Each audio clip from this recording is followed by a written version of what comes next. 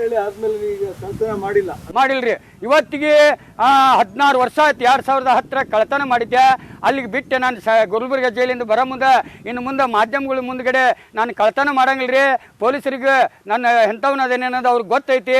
ಅವ್ರು ನನ್ನ ಅರೆಸ್ಟ್ ಮಾಡಂಗಿಲ್ರಿ. ನಾನು ಕಳ್ತನ ಮಾಡೋದು ಬಿಡ್ತೇನೆ ಅಂದ್ರೆ ಅವ್ರಿಗೆ ಖುಷಿ ಆಗೈತ್ರಿ ಅಂತ ಹೇಳಿದಾಗ ಅಲ್ಲಿ ಹೇಳಿ ನಾನು 2010ರಿಂದ ಇಲ್ಲಿವರೆಗೂ ನನ್ನ ಮೇಲೆ ಒಂದು FIR ಆಗಿಲ್ರಿ.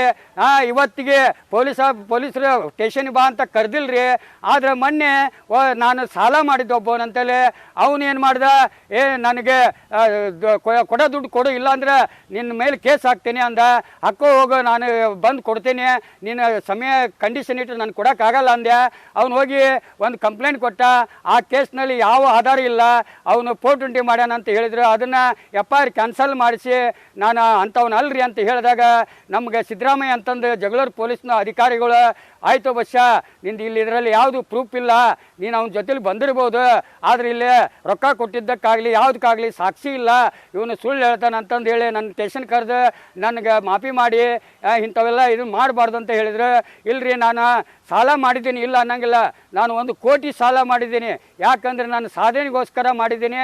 ಇವತ್ತು ನನಗೊಂದು ಸ್ಥಾನ ಕೊಟ್ಬಿಟ್ರೆ ಈ ಬಿಗ್ ಬಾಸ್ ಅನ್ನಂತ 100 ಜನ 100 ದಿನ ಅವಕಾಶ ಇರುತ್ತೆ. ಅಂಥದ್ರಲ್ಲಿ ಈ ಒಂದು ಅಪರಾಧಗಳ ಸರಮಾಲೆಗಳನ್ನು ಎಳೆಯಾಗಿ ಜೈಲುಗಳ ಬಗ್ಗೆ ಆಗಲಿ, ಸ್ಟೇಷನ್ಗಳ ಬಗ್ಗೆ ಆಗಲಿ, ಲಾಕಪ್ ಡೆತ್ಗಳ ಬಗ್ಗೆ ಆಗಲಿ, ಮಾನವ ಹಕ್ಕು ಆಯೋಗಗಳ ಬಗ್ಗೆ ಆಗಲಿ, ಯಾರ್ಯಾರ ಕೆಲಸ ಏನೇನು ಮಾಡಬೇಕು ಅವರೆಲ್ಲ ಬೇಜವಾಬ್ದಾರಿಯಿಂದ ಆಗಿದ್ದರಿಂದ ಇವತ್ತಿಂಥ ಅನಾಹುತಗಳು ಆಗ್ತಾವೆ, ಇಂಥ ಅಪರಾಧಗಳು ನಡೀತಾವೆ, ಇಂಥ ಎಸ್ಕೇಪ್ಗಳು ನಡೀತಾವೆ. ಇದನ್ನು ತಡೆ ಹಿಡಿಬೇಕಾದ್ರೆ ಅವರು ಮೊದಲು ಪರಿವರ್ತನೆ ಆಗಬೇಕು.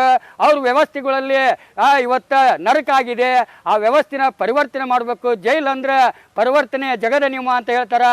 ಆದರೆ ನನ್ನ ದೃಷ್ಟಿಯಲ್ಲಿ ಅದು ಒಂದು ನರಕ ಅಂತ ನಾನು ಹೇಳ್ತೀನಿ.